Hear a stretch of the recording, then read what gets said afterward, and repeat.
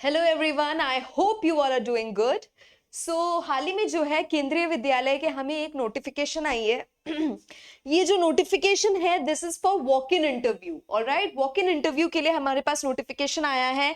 PGT teachers का है, जहाँ पे Hindi, English, physics, chemistry, maths, biology, ऐसे कई सारे जो है हमारे सब्जेक्ट्स के लिए है। उसके साथ साथ टीजीटी में भी है एंड पीआरटी और बाल वाटिका टीचर्स के लिए भी जो है वैकेंसी का इंफॉर्मेशन आया है वॉक इन इंटरव्यू के साथ। दिस इज नॉट हमारे ये जो नॉर्मल जो केवीएस के एग्जाम्स होते हैं वो नहीं है, ये वॉक इन इंटरव्यू है। और जाते ही अगर आप इंटरव्यू में सेलेक्ट होते हो तो आपका जो है डायरेक्टली आप जो है एब्जॉर्ब हो जाते हो और आप केवीएस में जो है यू स्टार्ट वर्किंग।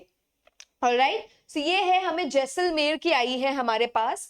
एंड ऐसे कई सारे जो है हमारे पास अभी हाल ही में जो है नोटिफिकेशंस आई है फॉर केवीएस के walk in interviews. Walk in interviews में होता क्या है, वॉक इन इंटरव्यूज के थ्रू कॉन्ट्रैक्चुअल बेसिस पे जो है केवीएस में जो है भर्ती होती है। जो रेगुलर जो भर्तियां होती हैं उसके अलग होती हैं। कारण क्या होता है, जब आपके पास जबकि इनके पास वर्कफोर्स कम होता है, टीचर्स की कमी होती है, तो उस टाइम पे एक सेशन के लिए ऑन अ कॉन्ट्रैक्ट बेसिस जो है वो एंगेज करते हैं और भी टीचर्स को। यहाँ पे जो नॉर्मल हमारे जो केवीएस के एग्जाम्स होते हैं उसके थ्रू जब आप जाते हो तो वहां पे आपको सैलरी के साथ बाकी अलाउंसेस मिलते हैं। यहाँ पे ऐसा नहीं होता। यहाँ पे आपको जो है एक फिक्स्ड अमाउंट पे जो है आपकी सैलरी फिक्स होती है और उसके बाद वो साल भर साल अगर आपका कॉन्ट्रैक्ट एक्सटेंड होता है या जरूरत होती है उनको तो वो अपने हिसाब से वो एडजस्ट होता है।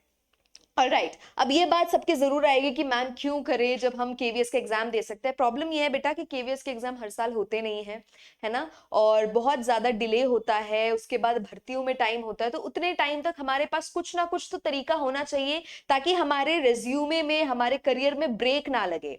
उसके साथ साथ जब आप केवीएस में पढ़ाते हो तो आप केवीएस के एनवायरनमेंट के साथ रहकर वो एक्सपोजर आपको जब मिलता है तो आपके लिए केवीएस का एग्जाम में सिलेक्शन होना बहुत आसान है।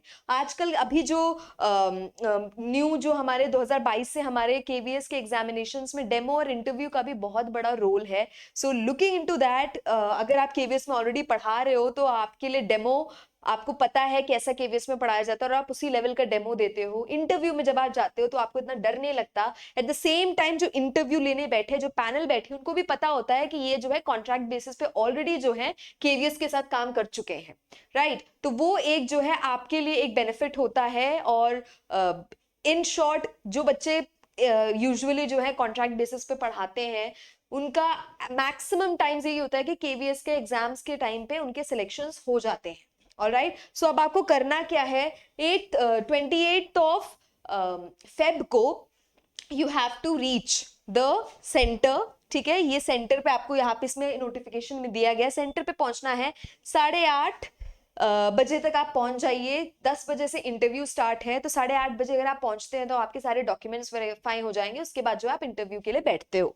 ठीक है, तो जो लोग पीजीटी टीजीटी बाल वाटिका के लिए जाना चाहते हैं, पीआरटी के लिए जाना चाहते हैं, वो 28 फरवरी को जो है जाएंगे।